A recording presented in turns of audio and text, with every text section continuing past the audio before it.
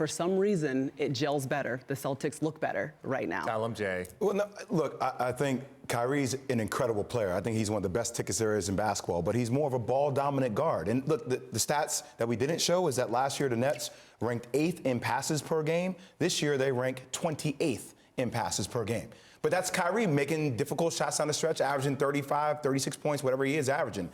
And then you look at the Celtics side of things, Jay Rose, and this is where it gets interesting. Like, their guards are attacking differently. Like last year, Jason Tatum was on that Kobe kick. He was taking a lot of isolated shots. The degree of difficulty was like 9 out of 10. This year, he's racking it. This year, he's knocking down threes, spot-up shooter. Same with Jalen Brown, shooting 50% from the field. And also in this era of analytics, you can't underestimate chemistry. And that Kyrie was unhappy in Boston. You could tell on the floor, you could tell in his press conference, and it showed. And that carries when the guy has the ball as a domino effect throughout the rest of the roster. Jalen Brown got his money this offseason. Kemba's happy to be in a new situation. I basically feel like Kyrie now is going to be what Kemba was with the Hornets.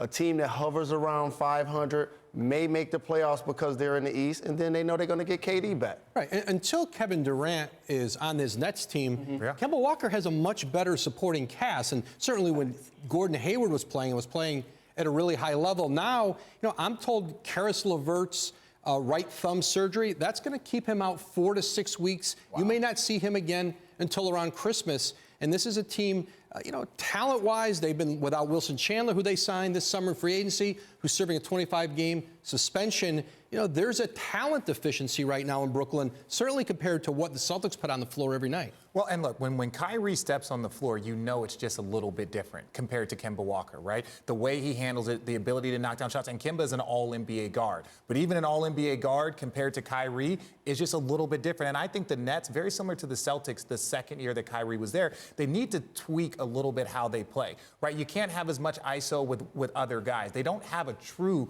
backup point guard when Kyrie's not in. So then you go give the ball to Karis LeVert, and he's doing his own thing. You give the ball to Spencer Dinwiddie, he's doing his own thing. And when you try and put it all together, it can be difficult. That's the point, Rich. Who else on that team other than Kyrie elevates you, makes you better? It's a big-time question that the Nets have. But realistically, look, they only got one more win than the Knicks. Yeah. Yeah, one more win than the Knicks. And barely beat the Knicks. I remember telling the world. Oh, we're doing victory laps? We're doing victory laps already? Yes. Doesn't have a video, though. Okay. Yes. That the Knicks and the Nets were going to have similar records.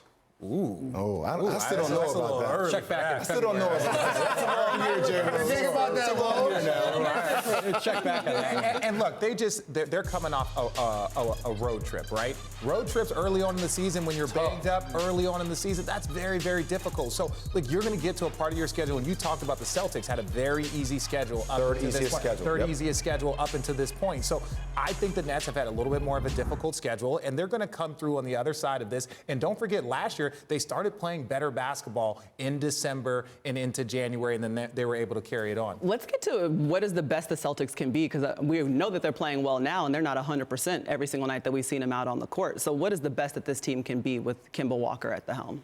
Well, fully healthy. You get Gordon Hayward back. You're talking about full health. They have a chance to win the East. It's not like Philly is blowing people away. Like, they're shooting atrocious from the three-point line. We know what Milwaukee is. Giannis is having an MVP caliber type of year. But if you have your wings, like Jalen and Jason, playing at a high clip, it'll be interesting to see when all those wings play together. Though. Right. When Gordon Hayward comes back, and how many, we have 4 20-point guys. Yeah. How does that work? And with Milwaukee, Philadelphia's size, for Boston, I think if they're going to take that step into the elite of the East, there may be a deal before the trade deadline where they get some size, some rebounding. Aaron Baines is a player they've really missed. He's made a tremendous impact in Phoenix with DeAndre Ayton out, and I think they need more size before they can step up in weight class, I think, with the two elite of the conference. Yeah, you don't want to be going against Joel Embiid with the roster that you have right now. Yeah, that's where I was going, too. They need more size for the playoffs. Those 7-game series, they need to get some more bigs up front. Thanks so much for watching ESPN on YouTube. For more sports analysis and highlights, download the ESPN app. And for live streaming and premium content, subscribe to ESPN+.